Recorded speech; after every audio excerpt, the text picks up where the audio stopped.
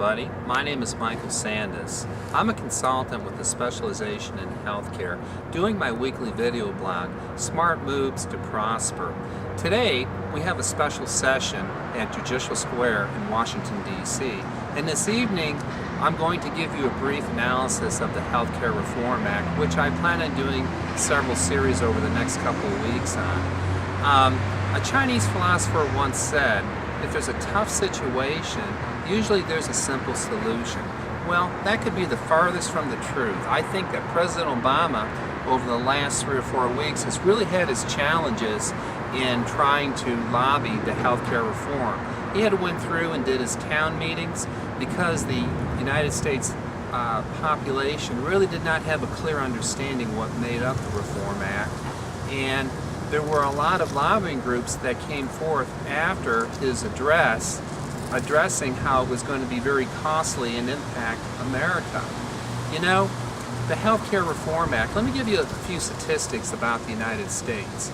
We are spending approximately $9 trillion a year. Over the next 10 years, that's expected to triple in dollar size. We are amongst the poorest in clinical outcomes. You know, and I'm not talking about the great universities like George Washington University or Columbia Medical University or you know, the University of California or University of Michigan. Many Americans do not have the opportunity to go to those kinds of places for health care. I'm talking about the everyday working people. Recently I went to a fundraising event and it was a sad situation. My friend was a reporter for one of the major national networks and he got exposed to cancer. You know, it's a deadly situation and it was a fundraising because his health insurance ran out. So I have to ask America, do we need healthcare reform and nationalized insurance? I think yes. The next question you might ask yourselves is access for everyone within the plan?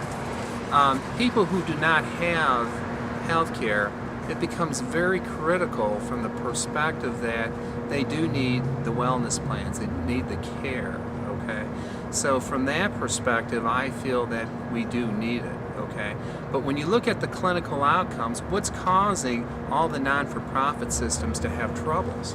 Well, it is the people who use the emergency rooms, the imaging care, as if it was their physician, you know, because they don't have access. Their child may, you know, get the flu and they'll go in and just use it like a doctor's office. So that can be really a tough situation.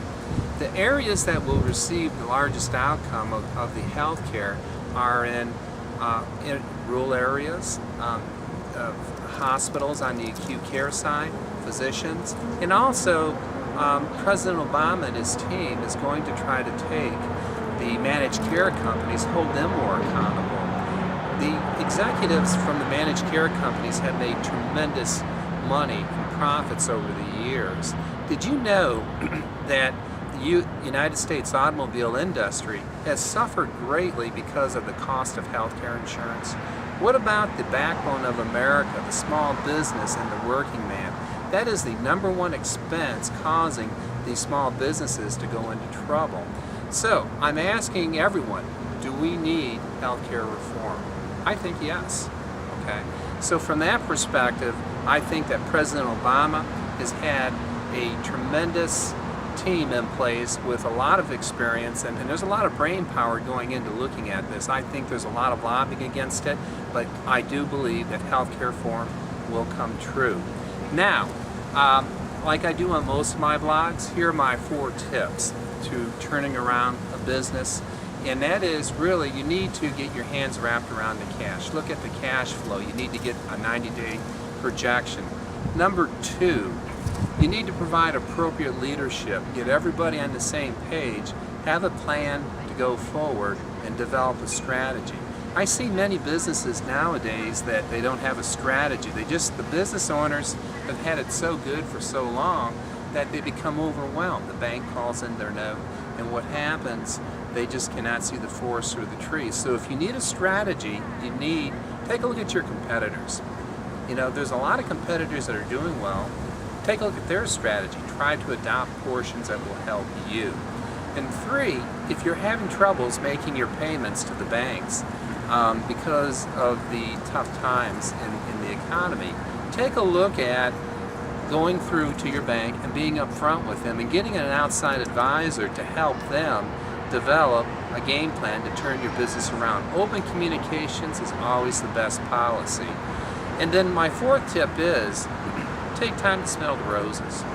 By doing that, you still need a high quality of life, and it'll allow you to be more productive when you're working on your job. And your employees, as they'll see the tremendous commitment that you have. This is a great country. I think that over the next several months that it'll go through a tremendous lot of changes. But until next week, I'll have another report on the Healthcare Reform Act. This is L Sandnes, and thank you so much. And it was my pleasure to have the opportunity to speak with you.